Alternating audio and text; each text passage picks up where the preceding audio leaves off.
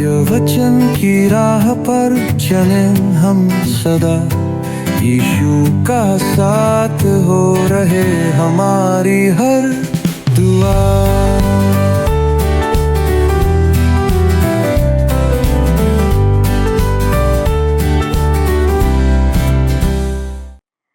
प्रिय दर्शकों, मैं आप सभी का इस क्रमबद्ध बाइबल अध्ययन कार्यक्रम सत्य वचन में हार्दिक स्वागत करती हूँ। मुझे आशा है कि आप सभी हमारे इस क्रमबद्ध बाइबल अध्ययन के द्वारा अवश्य ही आत्मिक लाभ प्राप्त कर रहे हैं और बाइबल की बातों को सरलता से समझ रहे हैं। मैं चाहती हूँ कि आप इसी प्रकार इस कार्यक्रम में निरंतर जुड़ते रहें और अपने आत्मिक जीवन में उन्नति कीजिए। तो आइए हम अपने अध्ययन में आगे बढ़ें और परमेश्वर के दास के द्वारा वचन को सीखें, समझें, परमेश्वर की आवाज को सुनें। दोस्तों, हम पिछले प्रसारण में प्रकाशित वाक्य 15 अध्याय से देख रहे थे कि यूहन्ना ने देखा कि एक आग का कांच वाला समुद्र है। उसके ऊपर हाथ में वीणा लिए हुए महाक्लेश के समय के ईश्वर भक्त खड़े हुए हैं। दोस्तों, वे मूसा का गीत और मेमने का गीत गा रहे थे। उनका गीत समाप्त होते ही यूहन्ना ने देखा कि स्वर्ग का मंदिर खुल गया और वहाँ से 7 स्वर्गदूत निकले, जिन्हें सोने के 7 कटोरे दिए गए थे। दोस्तों, ये कटोरे अनादि अनंत परमेश्वर के प्रकोप से, उसके क्रोध से भरे हुए थे। तो आइए दोस्तों, अब हम आगे बढ़ते हैं और बढ़ते हुए प्रकाशित वाक्य 15 अध्याय का पद 7 और 8 को पढ़ते हैं। वहाँ पर देखते हैं क्या लिखा है। तब उन चारों प्राणियों में से एक ने उन 7 स्वर्गदूतों को परमेश्वर जो युगानुयुग जीवता है के प्रकोप से भरे हुए सोने के 7 कटोरे दिए, और परमेश्वर की महिमा और उसकी सामर्थ के कारण मंदिर धुएं से भर गया। और जब तक उन 7 स्वर्गदूत की 7 विपत्तियां समाप्त ना हुई, तब तक कोई मंदिर में ना जा सका। दोस्तों, यहाँ पर लिखा है उन 7 स्वर्गदूतों को सोने के 7 कटोरे दिए गए। दोस्तों, यहाँ पर एक बार फिर मैं आपको 7 के अंक का जो महत्व है उसको स्मरण दिलाना चाहता हूँ।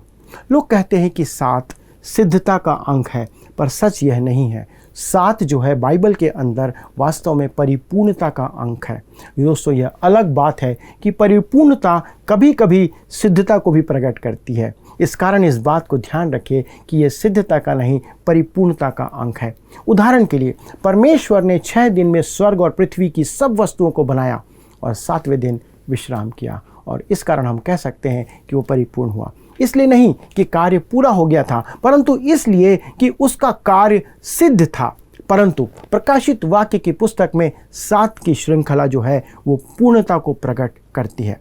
दोस्तों, मेरे विचार में इन 7 कलीसियाओं में, जिसे हमने यहाँ पर देखा था, ये संपूर्ण कलीसियाई इतिहास का उल्लेख प्रकट करती है, और यह भी कि 7 की इन श्रृंखलाओं में से प्रत्येक में संपूर्ण महाक्लेश भी प्रकट किया गया है। दूसरे शब्दों में, प्रत्येक श्रृंखला अर्थात 7 की जो श्रृंखला है वो संपूर्ण महाक्लेश का दृश्य या चित्र प्रस्तुत करता है। सबसे पहले 7 मुहरें हैं जो एक सामान्य रूपरेखा को दिखाती है। इसके बाद भविष्यवाणी पढ़ते हुए हम देखते हैं कि परमेश्वर महाक्लेश के अंतिम 3.5 वर्षों पर ध्यान केंद्रित करता है। जैसा लिखा है, प्रकोप से भरे हुए सोने के 7 कटोरे। दोस्तों, एक बात यहाँ पर ध्यान दीजिएगा कि उन कटोरों में परमेश्वर का प्रेम नहीं भरा है, उस पर परमेश्वर का प्रकोप या उसका क्रोध भरा हुआ है जो उंडेला जाने वाला है, जब कहता है कि परमेश्वर की महिमा और उसकी सामर्थ के कारण मंदिर धुएं से भर गया।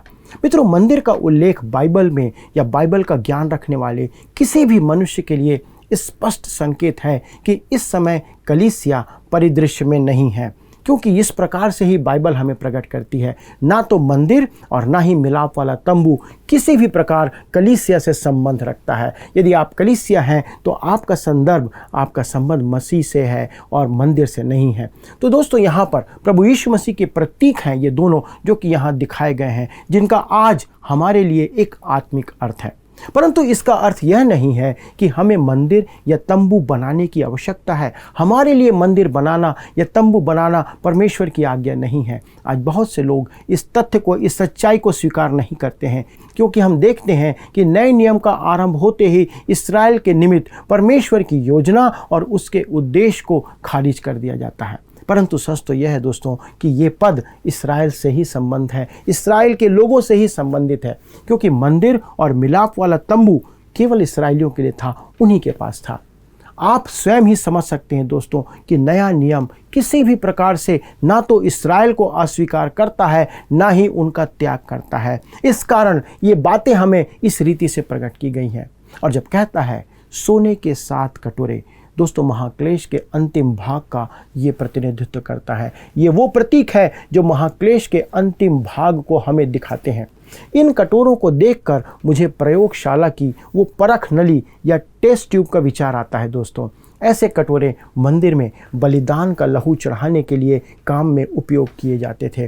प्रतिवर्ष साल में एक दिन महायाजक लहू के कटोरे को लेकर के परम पवित्र स्थान में प्रवेश करता था और लहू का कटोरा पाप से मुक्ति को हमारे लिए प्रकट करता है। दोस्तों यहाँ पर आप देख सकते हैं कि याजकीय वस्त्र धारण किए हुए ये 7 स्वर्गदूत मंदिर से निकलकर अब दया दिखाने की सेवा के लिए नहीं आ रहे हैं, परंतु वे मसीह यीशु को अस्वीकार करने वाले इस संसार के लोगों पर क्रोध का कटोरा उंडेलने की एक विचित्र सेवा आरंभ करने के लिए आ रहे हैं। जिन्होंने प्रभु यीशु मसीह को स्वीकार नहीं किया, उनके ऊपर ये कटोरा उंडेलेंगे। मसीह के लहू को अस्वीकार करने वाले संसार को अपने उन पापों का दंड भुगतना होगा।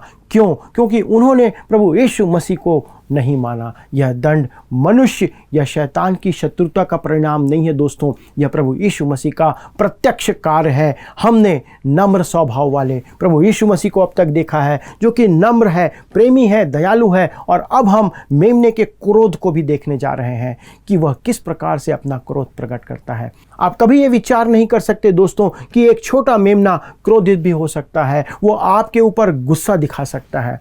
दोस्तों सिंह दहाड़ सकता है, लेकिन छोटा मेमना ऐसा कभी नहीं करता। मेमने का क्रोध किसी दिन संसार के लोगों को चौंका देगा कि ये मेमना भी उनके ऊपर क्रोध प्रकट कर सकता है, जो प्रभु यीशु मसीह है।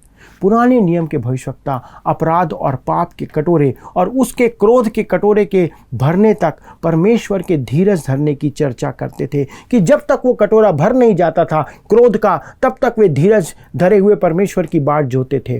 परंतु जब वह कटोरा भर जाता था, क्रोध से भर जाता था, तब परमेश्वर दंड देने के लिए निकल पड़ता था। ये उनका विश्वास था। सोने के 7 कटोरों के साथ 7 स्वर्गदूत स्पष्ट रीति से प्रकट करते हैं कि ये दंड, ये कटोरे परमेश्वर की ओर से भेजे गए हैं। उनका कारण ना ही मनुष्य की भूल या शैतान के साथ उसकी शत्रुता के कारण से हो रहा है, परंतु यह दंड सीधे सीधे परमेश्वर का कार्य है, परमेश्वर के द्वारा से भेजा गया है। दोस्तों इसी के साथ यहाँ पर 15वां अध्याय समाप्त होता है और अब हम अध्याय 16 से अपना अध्ययन जारी रखेंगे, जिसका विषय है 7 कटोरों के प्रकोप का उंडेला जाना। दोस्तों इस अध्याय का विषय है 7 स्वर्गदूतों के द्वारा परमेश्वर के प्रकोप के 7 कटोरों का उंडेला जाना। और यहाँ भी 6वें और 7वें कटोरे के मध्य कुछ अतिरिक्त चर्चा की गई है, जैसा हमने पिछले समय में देखा था। अध्याय 15 इस भाग का प्रस्तावना है, जो वास्तव में इस अंश या इस भाग का एक अभिन्न अंग है। यदि हम इस बात को एक बार फिर दोहराएं तो अच्छा होगा, क्योंकि प्रकोप के कटोरे संसार पर परमेश्वर के सीधे सीधे दंड के प्रतीक हैं। वे शैतान की युक्ति या मनुष्य के अनाचार का परिणाम नहीं है। इस बात को हमें हमेशा ध्यान रखना है। जो कटोरे उस समय पशु के राज्य में उंडेले जाएंगे, जब उस महाक्लेश का समय होगा, और संपूर्ण समय की तुलना में यह समय एक छोटा सा अंतराल होगा, जो कि 3.5 साल का होने जा रहा है। और यही कारण है कि इस समय महाक्लेश बहुत भयानक होगा। दोस्तों आप देख सकते हैं कि इस अध्याय में व्यक्त किया गया दंड और मूसा के समय में मिस्र को दिए गए दंड में निश्चित तौर पर कुछ समानता दिखाई देती है या प्रकट होती है।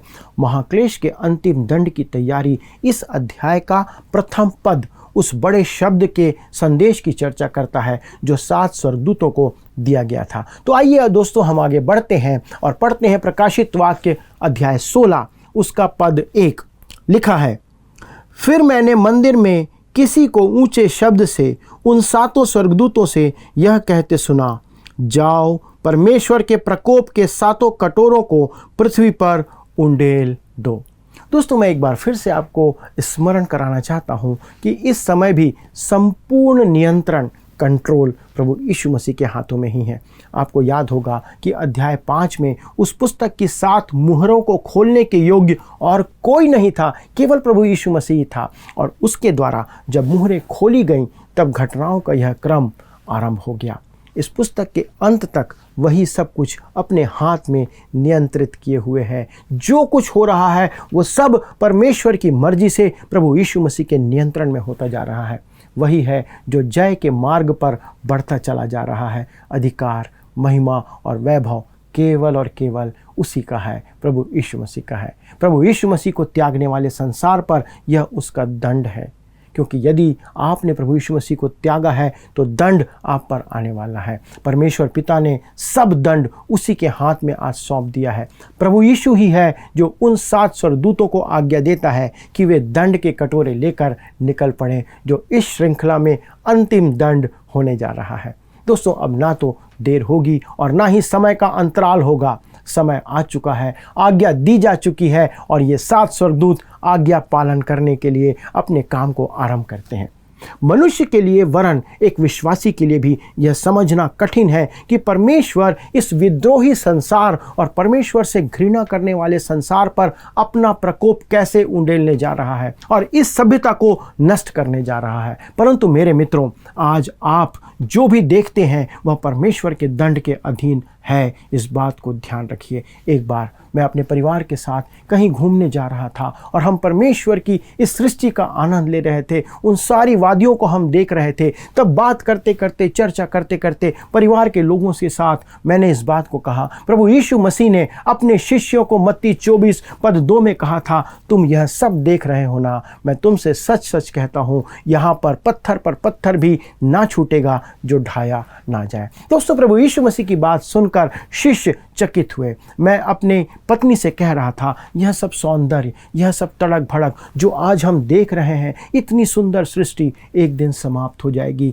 यह सब परमेश्वर के दंड के अधीन है और एक दिन ये धुएं में उड़ा दिया जाएगा। दोस्तों, इस बात को याद रखें और विश्वास करें और याद रखें कि हमें अपना निवेश, हमारा इन्वेस्टमेंट स्वर्ग में करना है, जहाँ ना कीड़ा लगता है, ना काई खाती है और उसे चोर भी कभी चोरी नहीं कर सकता। आप शायद सोच रहे होंगे, दोस्तों, मेरे निवेश तो सुरक्षित हैं, मेरी प्रतिभूतियों के पेपर जो बैंक के लॉकर में रखे हैं वे सुरक्षित हैं, मेरे इन्वेस्टमेंट सुरक्षित हैं।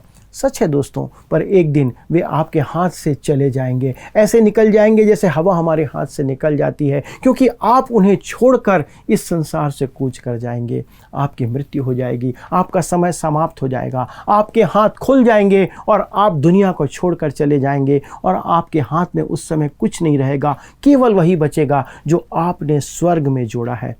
हमारा यह संसार परमेश्वर के दंड के अधीन है। इस सत्य को स्वीकार करना विश्वासियों के लिए भी बहुत कठिन हो जाता है कई बार, और चाहे वो अविश्वासी हों उनके लिए भी।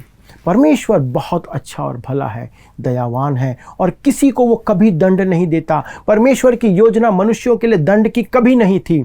ऐसा प्रचार बहुत हो चुका है, परंतु प्रकाशित वाक्य की पुस्तक एक अलग ही कहानी सुनाती है जो प्रकट करती है कि परमेश्वर दंड देने जा रहा है। आइए अब हम आगे बढ़ते हैं और देखते हैं पहले कटोरे का उंडेला जाना। आइए हम पढ़ते हैं प्रकाशित वाक्य 16 अध्याय पद 2 को। लिखा है, अतः पहले स्वर्गदूत ने जाकर अपना कटोरा पृथ्वी पर उंडेल दिया। तब उन मनुष्यों के जिन पर पशु की छाप थी और जो उसकी मूर्ति की पूजा करते थे, एक प्रकार का बुरा और दुखदाई फोड़ा निकला। दोस्तों, विंसेंट अपनी पुस्तक में world studies in new testament में लिखते हैं, प्रत्येक स्वर्गदूत अपना समय आने पर स्वर्गिक दृश्य से हट जाता है। दूसरे शब्दों में वे कहते हैं कि वह स्वर्गदूत स्वर्ग में दया आसन से निकलकर दंड देने के लिए आता है। वह स्वर्ग से निकलकर परमेश्वर के प्रकोप का कटोरा पृथ्वी पर उंडेल देता है, जिसके कारण पृथ्वी को दंड मिलता है और पृथ्वी पर रहने वाले लोग दंडित होते हैं। दोस्तों, दंड का यह पहला कटोरा बहुत रोचक है। ऐसा प्रतीत होता है कि परमेश्वर क्रिस्त विरोधी के पीछे चलने वाले के विरुद्ध कोई रोगाणु या संक्रमण युद्ध कर रहा है। किसी संक्रमण को वो उनके ऊपर उंडेल रहा है। धर्मशास्त्र में लिखा है कि जीवन लहू में है, वरन मृत्यु भी लहू में ही है, क्योंकि मृत्यु लहू से संबंधित है। दोस्तों, ये सड़े हुए घाव कोढ़ या कैंसर से भी अधिक भयानक होंगे, जैसा यहाँ पर प्रकट किया गया है। मनुष्य एक रोग का उपचार खोजता है तो उससे भी अधिक भयानक रोग उत्पन्न हो जाता है। ये हम सब जानते हैं। हमारे एंटीबायोटिक्स जो है वो जनरेशन की जनरेशन बढ़ती चली जा रही है। दोस्तों, ये परमेश्वर का दंड है, जिनके द्वारा परमेश्वर उसके शरीर से दर्शाता है कि वह नैतिकता में कैसा है। पूर्ण रूप से मनुष्य आज भ्रष्ट है, और यह परमेश्वर का दंड है जो उनके शरीर पर आता है। ये पहला कटोरा जो उंडेला जाता है। प्रकोप के पहले कटोरे के उंडेले जाने पर मनुष्य के शरीर पर वैसे ही घाव, वैसे ही फोड़े उभरे थे, जैसा निर्गमन 9 अध्याय के अंदर 8 से 12 में मिस्रियों के शरीर पर फोड़े फूट निकले थे। दोस्तों, यहाँ मूसा की भविष्यवाणी ध्यान में रखने के योग्य है। उसने ऐसा ही दंड इस्राएलियों के लिए भी कहा था, और उसने इस बात को कहा था, और आज तक ऐसा अब तक कभी नहीं हुआ है जैसा उसने कहा था। लिखा है व्यवस्था विवरण 28 अध्याय पद 15 में, कहता है, परंतु यदि तू अपने परमेश्वर यहोवा की बात ना सुने और उसकी सारी आज्ञाओं और विधियों के पालन में जो मैं आज सुनाता हूँ चौकसी नहीं करेगा, तो ये सब शाप तुझ पर आ पड़ेंगे। परमेश्वर ने पहले ही यहूदियों से ये कह दिया था। मैं इनकी सूची व व्यवस्था विवरण में भी देता है, जो 28 अध्याय के पद 27 में लिखी हुई है। कहता है, यहोवा तुझको मिस्र के से फोड़े और बवासीर और दाद और खुजली से ऐसा पीड़ित करेगा कि तू चंगा ना हो सकेगा। परमेश्वर ने यह भी कहा था। दोस्तों, व्यवस्था विवरण 28 के 35 में भी यही बात लिखी हुई है कि ये रोग जो बीमारी है ये असाध्य होंगे। कोई भी एंटीबायोटिक, कोई भी दवाई काम नहीं करेगी। कहता है, यहोवा तेरे घुटनों और टांगों में वरन नख से शिख तक भी असाध्य फोड़े निकाल कर तुझको पीड़ित करेगा। अब आप क्या करेंगे दोस्तों? कौन सा एंटीबायोटिक लाएंगे, कौन सा मलहम लाएंगे जो उस समय इनसे लोगों को बचा सके? यह मूसा द्वारा की गई भविष्यवाणी है। यह प्रकाशित वाक्य की पुस्तक में दिया गया है कि एक प्रकार का बुरा और दुखदायी फोड़ा उनके शरीर से निकलेगा, जो पशु का चिन्ह अपने शरीर पर लेंगे। परमेश्वर की बातों को ना मानने का कैसा बड़ा प्रतिकार, कैसा बड़ा फल यहाँ पर लोगों को मिलने जा रहा है। हमने यह भी देखा है दोस्तों कि चिन्ह ना लेने वाले भी दुर्दशा में होंगे। उस समय 2 प्रकार के लोग होंगे, जो चिन्ह ले लेंगे उस पशु का और जो चिन्ह नहीं लेंगे। जो चिन्ह नहीं लेंगे उन पर भी दुर्दशा होगी। वे ना तो कुछ खरीद सकेंगे और ना ही कुछ बेच सकेंगे। उनके पास आय व्यय करने का कोई साधन नहीं होगा। यदि किसी का परिवार भूख से मर रहा होगा और यदि वह दुकान से भोजन चोरी करे, तो आप उसे दोषी नहीं ठहराएंगे, क्योंकि वो एक भूखा व्यक्ति है जो अपनी आवश्यकता, बच्चों की आवश्यकता के लिए भोजन चुरा रहा है। पशु का चिन्ह नहीं अपनाने का परिणाम बहुत बुरा होने जा रहा है। परंतु महाक्लेश के अंत में जिनके पास पशु का चिन्ह रहेगा और जो उस जीवन का आनंद लेते रहेंगे, वे परमेश्वर से दंड पाएंगे। बहुत सी बार दोस्तों हम विचार करते हैं कि हमारी बीमारी परमेश्वर के दंड के कारण से होती है, तब परमेश्वर हमें रोग मुक्ति भी प्रदान करता है। यह उसकी क्षमा का भी प्रमाण है, और फिर वह हमें अपनी सेवा के लिए फिर से खड़ा करता है, फिर से हमें उपयोग करना आरंभ कर देता है। परंतु दोस्तों, महाक्लेश के युग में यह फोड़ा, जो कैंसर से भी अधिक भयानक होगा, मनुष्य को परमेश्वर की ओर फिरने की प्रेरणा नहीं देगा। अब आता है दोस्तों यहाँ पर एक वो बात जो कि प्रकट की जाती है कि हम कितने हठ धर्मी हैं, हम कितने कठोर हैं कि हम परमेश्वर की ओर तब भी फिरना नहीं चाहते, जबकि हमारे जीवन में, शरीर में तकलीफ है। अब आइए हम आगे बढ़ते हैं और उस दूसरे कटोरे के उंडेले जाने के प्रभाव को देखते हैं, जो हमको मिलता है प्रकाशित वाक्य 16 अध्याय पद 3 में। कहता है, दूसरे स्वर्गदूत ने अपना कटोरा समुद्र पर उंडेल दिया और वह मरे हुए मनुष्य के लहू जैसा बन गया, और समुद्र में का हर एक जीवधारी मर गया। दोस्तों, यह विपत्ति दूसरी तुरही की विपत्ति से बहुत अलग है, बहुत भयानक है। उस विपत्ति में हमने देखा था कि 1/3 समुद्र जो है वो लहू बन जाता है या रक्त रंजित हो जाता है। परंतु इस विपत्ति में आप देखते हैं कि संपूर्ण समुद्र लहू बन जाता है, रक्त रंजित हो जाता है, और यह लहू उन मारे गए लोगों का होगा जो कि मारे जाएंगे। दोस्तों हमने देखा है कि लहू जीवन का प्रतीक है, लहू में जीवन होता है। लय व्यवस्था 17 अध्याय के पद 11 में परमेश्वर कहता है कि शरीर की जान लहू में होती है।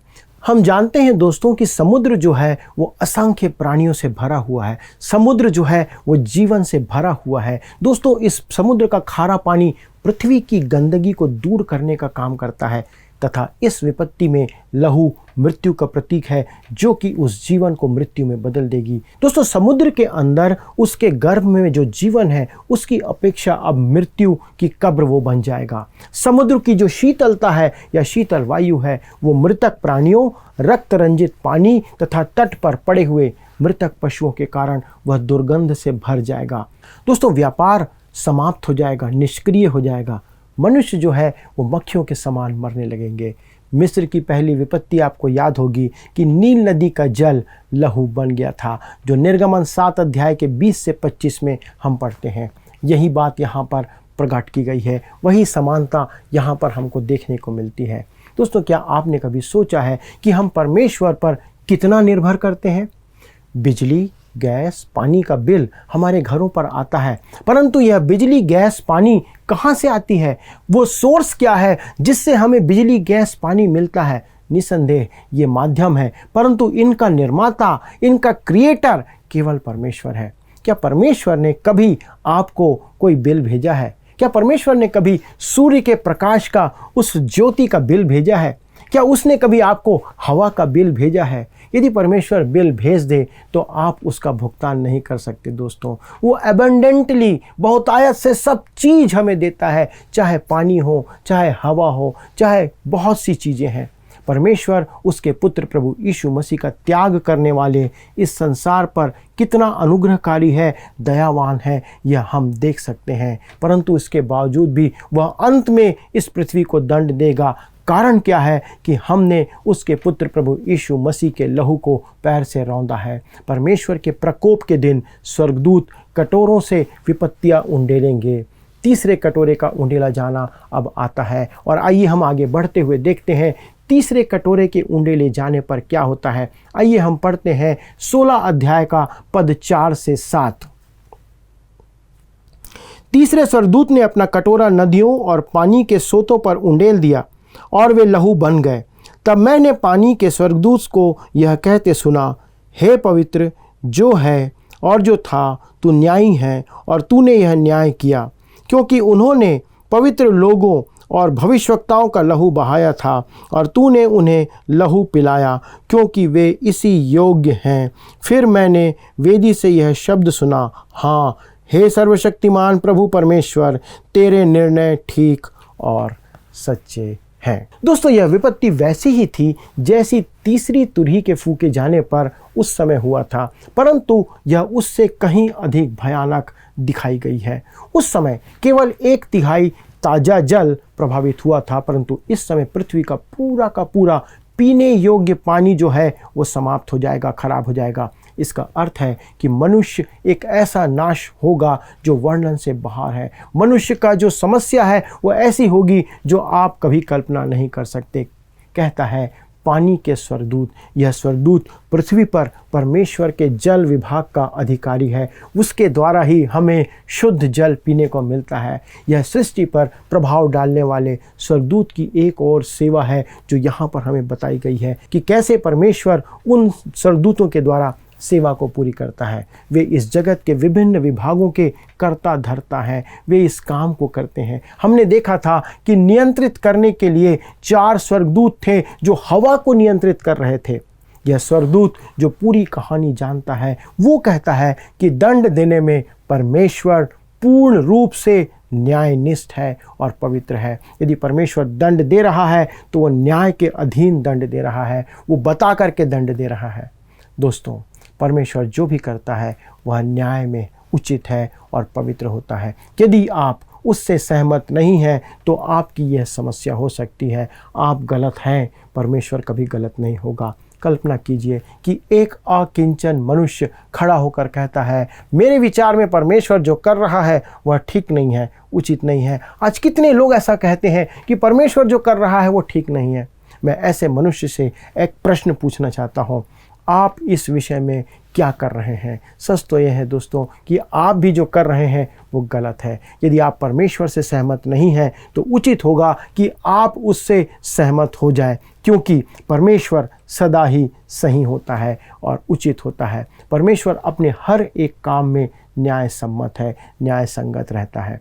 और जब वो कहता है उन्होंने पवित्र लोगों और भविष्यवक्ताओं का लहू बहाया था और तूने उन्हें लहू पिलाया, दोस्तों यह प्रतिकार के साथ, उसका बदला लेने के साथ, बुराई का बदला बुराई से है। तलवार से जीने वाला तलवार से ही मारा जाएगा। दोस्तों ये दंड पाने वाले लोग वे लोग हैं जिन्होंने परमेश्वर के लोगों को, परमेश्वर के विश्वासियों को, भविष्यवक्ताओं को शहीद किया था, घात किया था, मार डाला था, उनका लहू बहाया था।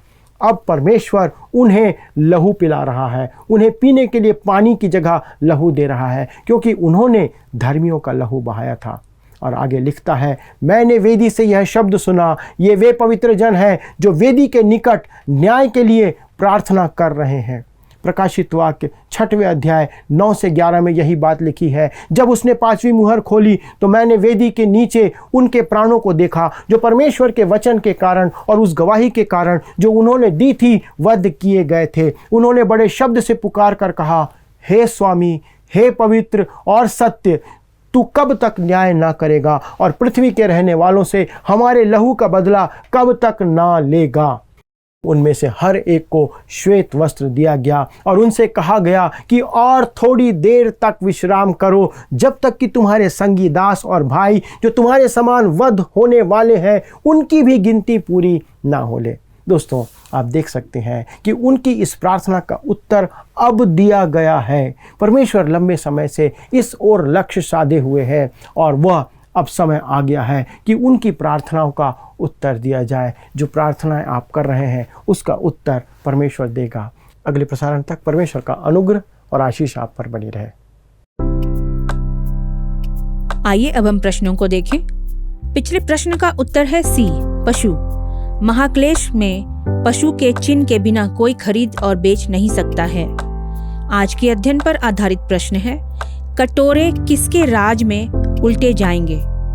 ए यीशु, बी योशिया, सी पशु, डी दाऊद। मित्रों, इस प्रश्न का उत्तर हमें कल सुबह 6 बजे से पहले विकल्प ए, बी, सी या डी के साथ अपना नाम, पता, स्थान के साथ 9651433397 पर SMS या WhatsApp करें। मित्रों, मुझे आशा है कि आज के अध्ययन के द्वारा आपने अवश्य ही अपने जीवन में नई बातों को सीखा है और अपने जीवन के लिए महत्वपूर्ण निर्णय भी लिए हैं। यदि आपके पास कोई प्रश्न है या किसी तरीके का कोई प्रार्थना निवेदन है तो झिझकिए मत, आप स्क्रीन पर आ रहे नंबर पर भी कॉल कर सकते हैं और प्रतिदिन हमारे इस कार्यक्रम में जुड़े रहिए, महत्वपूर्ण बातों को सीखिए, आशीषों को प्राप्त कीजिए। यदि आप इस अध्ययन को दोबारा देखना चाहते हैं तो आप हमारे YouTube पर वर्ड रिसाउंड हिंदी में देख सकते हैं और अधिक जानकारी और प्रार्थना के लिए आप स्क्रीन पर आ रहे नंबर पर जो आपके सामने है 9651433397 पर संपर्क कर सकते हैं। हमारे परामर्शदाता और हमको इंतजार है आपके कॉलों का, ताकि हम मिलकर आपके सहभागी बन सके, प्रभु के सम्मुख प्रार्थना कर सकें। धन्यवाद। क्या आपको यह कार्यक्रम पसंद आया? अभी हमें एक मिस कॉल करें और आप अगले विजेता हो सकते हैं।